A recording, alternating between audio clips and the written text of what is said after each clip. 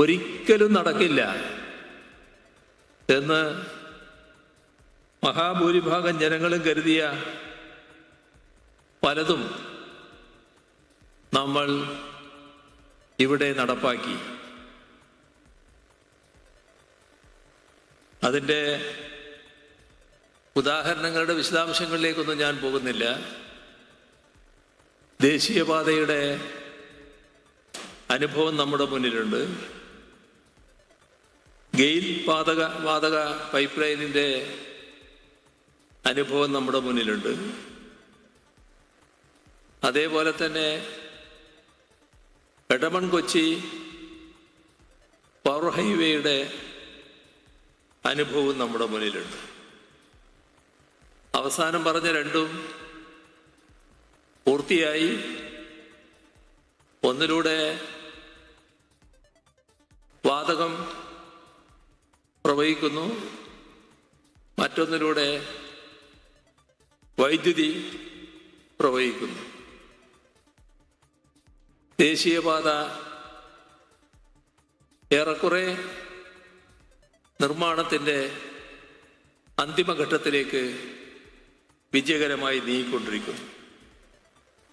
അതേപോലെ തന്നെ മലയോര ഹൈവേ, തീരദേശ ഹൈവേ, ദേശീയ ജലപാത, ഇതെല്ലാം നിർമ്മാണത്തിൻ്റെ വിവിധ ഘട്ടങ്ങളിലാണ്. അടുത്ത ദിവസം വളരെ പ്രധാനപ്പെട്ട ഒരു വാർത്ത കാണാനിടയായി. ജലപാത എന്തോ നടക്കാൻ പോകുന്നില്ല, വലിയ തടസ്സങ്ങൾ വന്നിരിക്കുകയാണ് എന്നെല്ലാം ഉള്ളതായിരുന്നു ആ വാർത്തയിൽ പ്രതിപാദിച്ച കാര്യം. അപ്പം നേരത്തെ തന്നെ അതുമായി ബന്ധപ്പെട്ട് ഏറ്റവും പ്രധാന ഭാഗം പൂർത്തീകരിക്കാനുള്ള ഘട്ടം ധാരണയിലെത്തിയിരുന്നു. ഈ വാർത്ത കണ്ടപ്പോൾ ബന്ധപ്പെട്ടവരെ വിളിച്ച് ഞാൻ അന്വേഷിച്ചു, എന്തെങ്കിലും മാറ്റം ആ കാര്യത്തിലുണ്ടോ? ഒരു മാറ്റവുമില്ല. നേരത്തെ തീരുമാനിച്ച രീതിയിൽ തന്നെ കാര്യങ്ങൾ മുന്നോട്ട് പോവുകയാണ്. ഒരു തടസ്സവുമില്ലാതെ നാം ഉദ്ദേശിച്ച രീതിയിൽ ആ പദ്ധതിയുടെ ഒരു ഘട്ടം പൂർത്തീകരിക്കാനാവും എന്നാണ് മറുപടി ലഭിച്ചത്.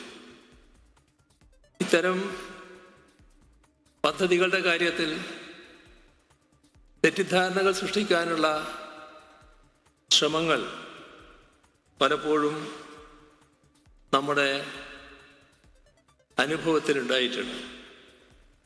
എന്നാൽ ദീർഘകാലമായി മുടങ്ങിക്കിടന്ന പല പദ്ധതികളുമാണ് യാഥാർത്ഥ്യമാക്കാൻ നമുക്ക് കഴിഞ്ഞത്. ഇപ്പോൾ വിഴിഞ്ഞം തുറമുഖം കേരളത്തിലെ ഏറ്റവും വലിയ തുറമുഖം എന്നതല്ല വിഴിഞ്ഞത്തിൻ്റെ പ്രത്യേകത. രാജ്യത്തെ ഏറ്റവും വലിയ തുറമുഖമാണ്. ലോകത്തിലെ തന്നെ ഏറ്റവും പ്രധാന തുറമുഖങ്ങളിൽ ഒന്നാണത്. അതിൻ്റെ ആദ്യഘട്ടം വിജയകരമായി തന്നെ പൂർത്തീകരിക്കാൻ നമുക്ക് കഴിഞ്ഞു. പ്രതീക്ഷിച്ചതിന് മുൻപ് തന്നെ കമ്മീഷൻ ചെയ്യാനായി. അതിനുശേഷം അതിൻ്റെ പ്രവർത്തന മികവ് പരിശോധിച്ചാലും അഭിമാനകരമായ നേട്ടം അതുണ്ടാക്കുകയാണ്.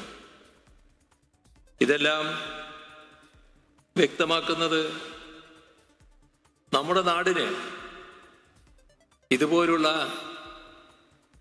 എല്ലാ കാര്യങ്ങളും നേടാൻ കഴിയുന്നു എന്നുള്ളതാണ്. അതിൻ്റെ തുടർച്ചയാണ് ഈ തുരങ്കപാതയും.